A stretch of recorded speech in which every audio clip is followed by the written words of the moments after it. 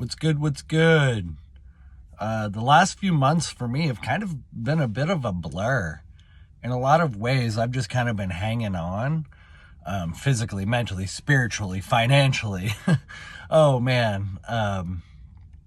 But I'm hoping, I'm hoping things slow down. I say that as I got a part-time job at Home Depot on the weekends and maybe a night or two here and there during the week.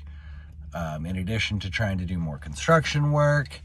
But I'm thankful because I'm going to stop doing delivery work, which I hate because it feeds that you got to be on, you got to be on. And then when you're not getting orders and you like are waiting, that's the worst feeling. Putting miles on my van, I'm stressing about that. I just got a $4,000 quote from Les Schwab. Brakes, control arms, suspension things. It's not urgent. Like I can put some of it off a little bit, but that kind of I'm thankful to be done doing deliveries for a while. And I might actually have a slight bit of stability in that the construction work and the Home Depot job are both in West Seattle. So I'm going to be centralized for a little while, which is something I've not had for a while. I've been bouncing around and I'm tired.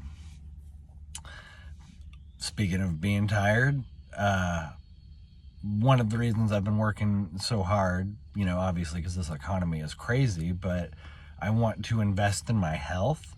I have sleep apnea. The dentist and the physical therapist that I've been working with believe that it's because the roof of my mouth is too small for the size of my tongue. And so that means that my tongue cannot rest on the roof of your mouth, which is where it naturally should when you're sleeping, when you're breathing in through the nose, blah, blah, blah. And so I want to get the sleep apnea addressed. Today I have an appointment. I'm having to spend... That's why I've been working so hard to save money. I'm dropping $1,600 on a 3D scan of my head and my neck and my face. The dentist wants to see even if we have the space to move teeth and whatnot. Because I might not even be a candidate for this. So we'll see. This is not cosmetic. It is purely functional because I don't want to, I'm a little afraid actually. I like my smile. That's a pretty decent smile. I should brush my teeth more. I know, I'm bad. Gross, whatever. But in general, I have a pretty decent smile. And so I'm hesitant to move teeth and whatnot, but no, I'm tired. I'm tired of being tired. I need more sleep, and I need to be able to sleep on my back. It's so comfortable just right? But not the snoring. Anyways, so I'm investing in my health, and it sucks that I've been having to work so hard just to invest in basic health and wellness. And then, okay, let's say I am a candidate for the teeth moving to improve airway flow. That's another $6,000. So if I'm a good candidate after spending this $1,600, which is not all of my money, but it was half of my savings at the current moment, which sucks. It just sucks to wipe out half of my savings, but it's going to be worth it. It's going to be worth it. But now I'm trying to figure out how can I get $6,000.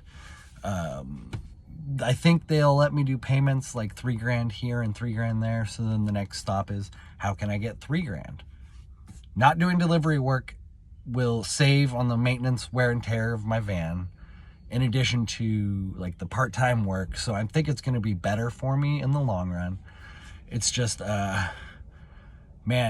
trying to figure out how to, if you're watching this, the 7-10 of you are probably working class people who also would struggle to, scrape together $3,000. And I have a tremendous amount of love for you all because, as I always say, this economy it's awful. That's something we don't talk enough about, is just how bad this economy is. And that's intentional because we have social engineers who like to divide people on superficial issues to keep us distracted from focusing on the real issues, which are in fact the banks and the governments and the churches controlling our world. I turned every video into that. It's funny. This started talking about my health and wellness, and now I'm like, it's the banks and the churches and the governments. But it's so true. It's so true. So the banks through inflation, the churches through cultural control, and the government through population control. I mean that both in terms of like eugenics, but then also in terms of just managing the masses, or manipulating the masses might be a better description. I don't even know what the title of this video is going to be. I'm just kind of rambling. Something about new seasons maybe are upon us. So yes, we know we have these tyrannical structures that are trying to oppress us, but that is why we must invest in our health and our wellness, because that will put us in the best possible position to resist. And resistance doesn't even have to look like, if you've seen maybe the movie Demolition Man, where people literally are living in sewers and underground, like the resistance is underground. It doesn't have to look like that. Resistance can look truly as simple as just what I'm trying to do with my life, where my eventual goal after I get, this many thousands of dollars of sleep apnea addressed, I want land. I want 5 to 10 acres. I want some homesteading. I want to engage in animal husbandry. And, I'm just going to be as self-sufficient as possible. Divesting. So there's resisting, and then there's divesting, which means, taking yourself out of the system that is perpetuating genocide and famine and war and oppression and all of the bad stuff. You just take yourself out of it. And it's easier said than done, especially when you have the technocratic sort of future looming where everything is going to be monitored. I kind of feel like everything already is.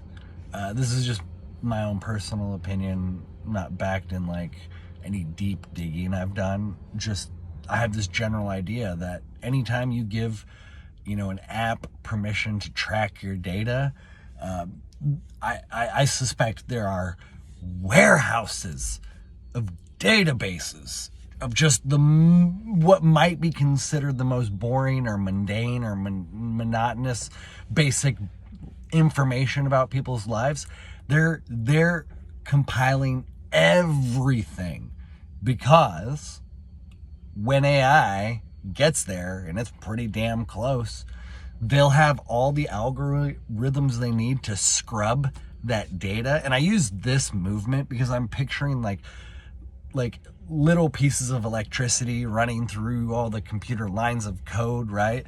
But like scrubbing, just going over every detail of everyone's life to target dissidents, to target people who are resisting, to target people who are not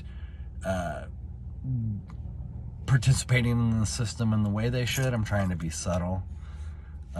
If you go off grid, they still want you to pay your property taxes and all that other stuff. But I'm rambling. I was going to end it on a note with community.